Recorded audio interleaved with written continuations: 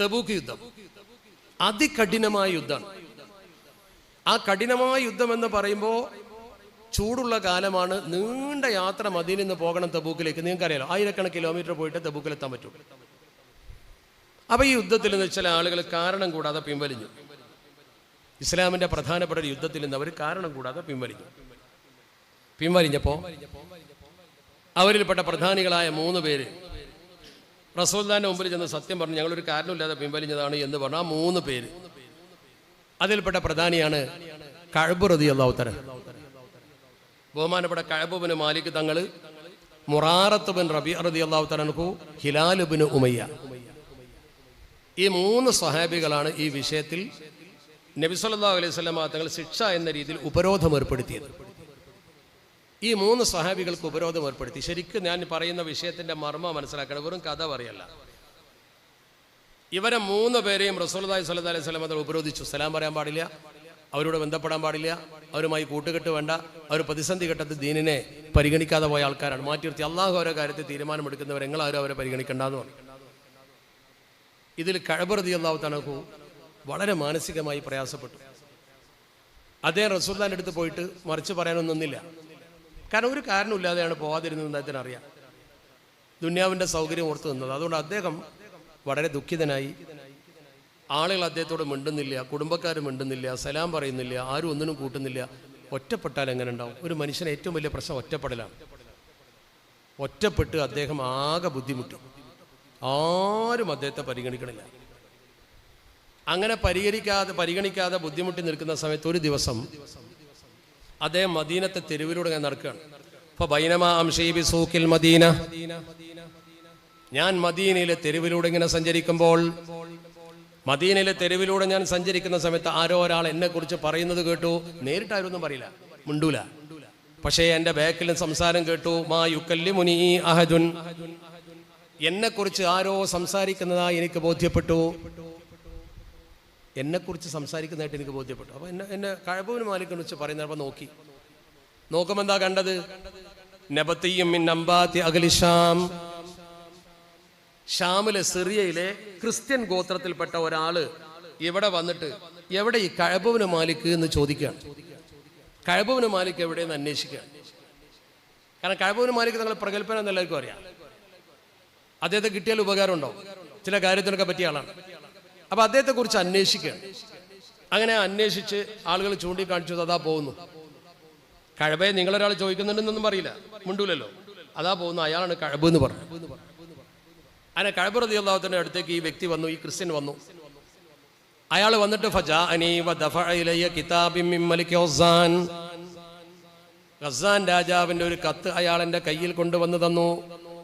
സിറിയയിലെ അന്നത്തെ അമുസ്ലിം രാജാവായ ക്രിസ്ത്യൻ രാജാവിന്റെ ഒരു കത്ത് എൻ്റെ കയ്യിൽ കൊണ്ടുതന്നു.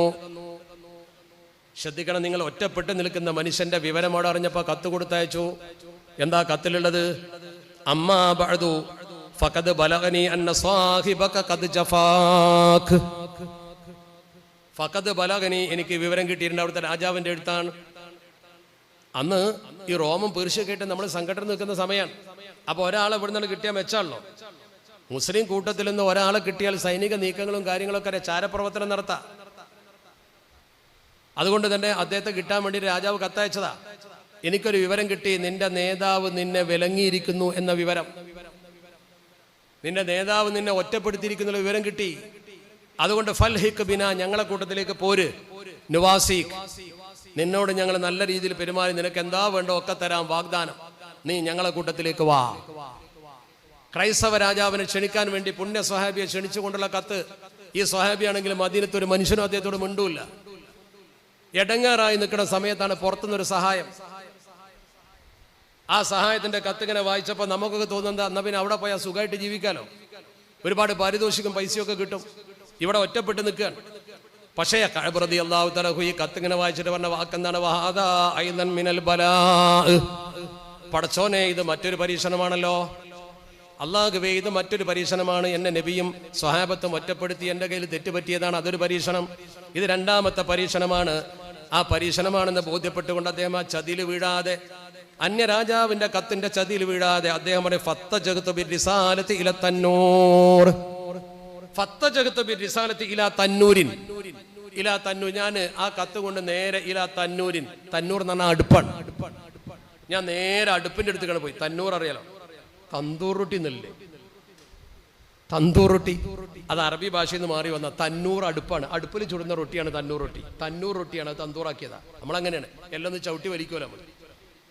നമുക്കങ്ങനെ സ്വഭാവമുണ്ട്. ഞാൻ എപ്പോഴും പറയാറുണ്ട്, നമ്മുടെ സമൂഹത്തിൽ അങ്ങനെയുണ്ട് ചില കാര്യങ്ങൾ.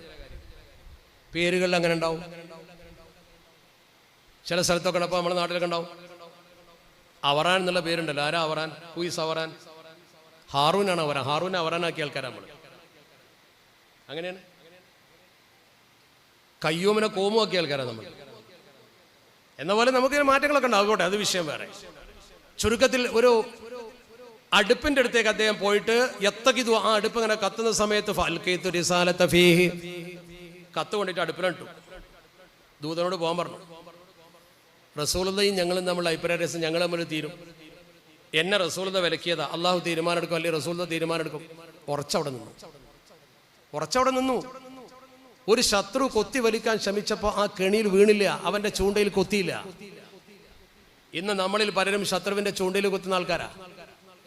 ശത്രു നമുക്ക് ചൂണ്ടയിട്ട് തരുമ്പോൾ നമ്മൾ അയിമ കൊത്തും. എന്തെങ്കിലും സ്ഥാനോ മാനോ തന്ന അയിമ കയറി കൊത്തിയിട്ടാണ് കയറും. അങ്ങനെ ഒരിക്കലും ചെയ്യാൻ പാടില്ല. നമ്മൾ ഒരുമിച്ചൊരു ശക്തിയായി നിൽക്കണം എന്നുള്ളതാണ് പ്രധാനം. അങ്ങനെ നമ്മൾ നിൽക്കുമ്പോഴാണ് നമുക്ക് വിജയമുണ്ടാകുന്നത്.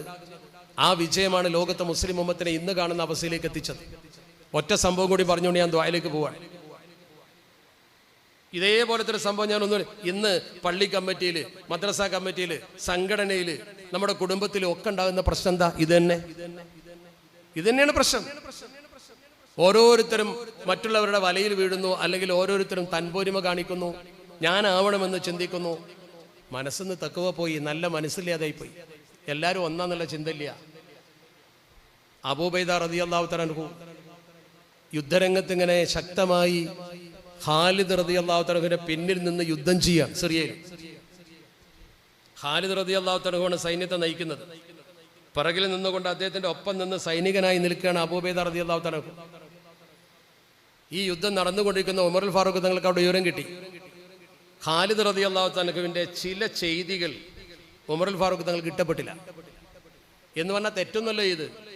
ഖാലിദ് റളിയല്ലാഹു തആല അൻഹു ചില കാര്യത്തിൽ സ്വന്തം തീരുമാനമെടുക്കും. അദ്ദേഹം നല്ല യുദ്ധതന്ത്രജ്ഞനാണ്. പക്ഷെ അദ്ദേഹത്തിന്റെ ചില തീരുമാനങ്ങൾ ഉമർ തങ്ങൾക്ക് ഇഷ്ടമല്ല. അങ്ങനെ ഉമർ തങ്ങൾ എന്ത് ചെയ്തു? അങ്ങനെ സ്ഥിരമായി ഒരാളെ നേതാവാക്കണ്ട എന്ന് കരുതിയിട്ട് ഒരു കത്ത് കൊടുത്തയച്ചു. അബൂബൈദ റളിയല്ലാഹു തആലയുടെ മുമ്പിൽ ആ ദൂതം കൊണ്ടു കൊടുത്തു. എന്താണ്? ഈ കത്ത് കിട്ടിയ നിമിഷം മുതൽ നിങ്ങൾ സൈന്യത്തിന്റെ നേതൃസ്ഥാനം ഏറ്റെടുക്കണം. ഖാലിദ് റളിയല്ലാഹു തആലയെ തൽക്കാലം മാറ്റി അണികളിലേക്ക് നിർത്തണം. അപ്പൊ യുദ്ധം ഇങ്ങനെ നടന്നുകൊണ്ടിരിക്കുക. ശ്രദ്ധിക്കണം നിങ്ങൾ. യുദ്ധത്തിന്റെ നേതൃസ്ഥാനത്ത് ഖാലിദ് റളിയല്ലാഹു തആല, ഖാലിദ് ഇബ്നുൽ വലീദ് റളിയല്ലാഹു തആല. അതിൽ അണിയായി നിൽക്കുന്ന അബൂബൈദ തങ്ങൾക്കാണ് കത്ത് കിട്ടി. അബൂബൈദ തങ്ങളെ നോക്കി, ഈ നിമിഷം മുതൽ ഞാനാണ് ലീഡർ. ഖാലിദിന് കത്ത് കൊടുത്ത് മാറ്റണം, എന്നിട്ട് സൈന്യത്തെ ഞാൻ നയിക്കണം. അമീറിന്റെ കത്താണ്, ഇസ്ലാമിക ഖലീഫയുടെ ഓർഡറാണ്. നിങ്ങളാണ് ഇനി മുതൽ ഈ സംഘത്തിന്റെ നായകൻ, ഖാലിദിനെ അണികളിലേക്ക് നീക്കണം എന്നാണ്. അബൂബൈദ റളിയല്ലാഹു തആല കത്ത് കൊടുത്തില്ല. കത്ത് കൊടുക്കാതെ കത്ത് അവിടെ കയ്യിൽ വെച്ചു. യുദ്ധം കൊടുമ്പിരിക്കൊണ്ടു. യുദ്ധം ജയിച്ചു കഴിഞ്ഞ സമയത്ത്, ആ വിജയാഹ്ലാദം പങ്കിടുന്ന സമയത്ത് അബൂബൈദ തങ്ങൾ കത്ത് കൊണ്ടുപോയിട്ട് നേരെ ഖാലിദ് തങ്ങൾക്ക് കൊടുത്തു. ഖാലിദ് റളിയല്ലാഹു തആല കത്ത് പൊളിച്ചു വായിച്ചു. നോക്കുമ്പോൾ എത്രയോ മുമ്പ് തൻ്റെ നേതൃസ്ഥാനം നഷ്ടപ്പെട്ടിട്ടുണ്ട്. നേതാവ് ഇദ്ദേഹമാണ്, ഈ കത്ത് തന്ന ആളാ. അദ്ദേഹം നേതൃത്വം ഏറ്റെടുക്കാൻ ഈ കത്ത് എനിക്ക് തന്നിട്ട് എൻ്റെ മുമ്പിൽ വരേണ്ടതായിരുന്നു. ഉടനെ തന്നെ ഖാലിദ് റളിയല്ലാഹു അൻഹു ദേഷ്യം പിടിച്ചോ? ഇല്ല. അദ്ദേഹം വളരെയധികം വികാര നിർഭരമായി അബൂബൈദ തങ്ങളാകുന്ന സുഹൃത്തിനോട് ചോദിച്ചു, യർഹമുകല്ലാഹു യാ അബാ ഉബൈദ, എന്റെ പ്രിയപ്പെട്ട അബൂബൈദ, നിങ്ങളെ അള്ളാഹു അനുഗ്രഹിക്കട്ടെ. മാ മനഅക തുഖ്ബിറനി ഹീന ജാഅകൽ കിതാബ്. ഈ കത്ത് വന്നപ്പോൾ തന്നെ എന്തേ എന്നോട് പറയായിരുന്നു? എന്തേ ഈ കത്ത് വന്നപ്പോൾ തന്നെ എന്നോട് പറയാതിരുന്നതെന്ന് ചോദിച്ചു. അപ്പോൾ ബഹുമാനപ്പെട്ട അബൂബൈദ തങ്ങൾ പറഞ്ഞൊരു മറുപടി ഉണ്ട്. ഞാൻ ഈ യുദ്ധത്തിനൊരു ഭംഗം വരാൻ ആഗ്രഹിച്ചില്ല. ഇടയ്ക്ക് വെച്ച് യുദ്ധം നിർത്തിയിട്ട് ഞാൻ നേതൃസ്ഥാനം ഏറ്റെടുക്കാൻ ആഗ്രഹിച്ചില്ല. മാത്രമല്ല അദ്ദേഹം മനസ്സ് തട്ടി പറഞ്ഞൊരു വാചകം ഉണ്ടാ, എന്താ? വമാ സുൽത്താന ദുന്യാ നുരീദു. നമ്മൾ ഈ ദുന്യാവിൽ നേതാവാകാനല്ലല്ലോ ഇതൊന്നും ചെയ്യേണ്ടത്. നിങ്ങൾ നേതാവായി, ഞാൻ നേതാവായി. അതിലിപ്പോൾ എന്താ വ്യത്യാസമുള്ളത്? വലാലി ദുന്യാ നഅമൽ, നമ്മൾ ദുന്യാവിന് വേണ്ടി അല്ലല്ലോ ഇതൊന്നും ചെയ്യുന്നത്. കുല്ലുനാ ഫില്ലാഹി ഇഖ്വ, നമ്മളൊക്കെ അള്ളാഹുവിങ്കിൽ ഏകോദര സഹോദരങ്ങളെ പോലെയാണ്. നിങ്ങൾ നേതൃത്വം വഹിച്ച് ജയിച്ചാലും ഞാൻ നേതൃത്വം വഹിച്ച് ജയിച്ചാലും ഒക്കെ ഒന്ന് തന്നെയാണ്. അവിടെ യുദ്ധം കഴിയട്ടെ ഞാൻ തീരുമാനിച്ചു. പിന്നെ ഇപ്പം ഈ കത്ത് തന്നത് എന്തിനാന്ന് വെച്ചാൽ ഖലീഫ തന്നതാണ്, തരാക്കാൻ കഴിയില്ലല്ലോ. ഖലീഫ തന്നതുകൊണ്ട് തരാതിരിക്കാൻ കഴിയില്ലല്ലോ. അതുകൊണ്ട് തരാതിരിക്കാൻ കഴിയാത്തതുകൊണ്ട് തന്നതാ. അല്ലെങ്കിൽ ആദ്യം ഈ കത്ത് കൊടുത്താൽ ഈ വിജയത്തിന്റെ ക്രെഡിറ്റ് മുഴുവൻ ഈ നേതാവിന് കിട്ടുമായിരുന്നു. എന്നിട്ട് അദ്ദേഹം കൊടുത്തില്ല. നമ്മൾ ദുന്യാവിന് വേണ്ടിയല്ല. ഒരു പള്ളി കമ്മിറ്റിയിൽ ആരെങ്കിലും അങ്ങനെ കരുതോ? നമ്മൾ ദുന്യാവിന് വേണ്ടിയല്ല ഈ പള്ളി കൊണ്ടുവരുന്നത്, പരലോകത്തിനാണ്. അവിടെ അവൻ പ്രസിഡന്റ് ആയിക്കോട്ടെ, അല്ലെങ്കിൽ മറ്റോ സെക്രട്ടറി ആയിക്കോട്ടെ, പിന്നെ അവിടെ തർക്കം ഉണ്ടാവും. ഒരു സംഘടനയിൽ തർക്കം ഉണ്ടാവും. പക്ഷെ എന്തേ തർക്കം ഉണ്ടാവണേ? ഞാനാവണമെന്ന് കരുതിയോണ്ട്. ഇതാ വ്യത്യാസം. സ്വാർത്ഥത മനുഷ്യനെ പിടിച്ചു മുറുക്കുന്നതുകൊണ്ടാണ് സംഭവിക്കുന്നത്. ഈ സ്വാർത്ഥതയ്ക്കെതിരെയായിരിക്കണം മനുഷ്യന്റെ ചിന്ത. ഈ സ്വാർത്ഥതയ്ക്കെതിരെയായിരിക്കണം സമൂഹത്തിൽ നമ്മൾ പ്രവർത്തിക്കേണ്ടത്.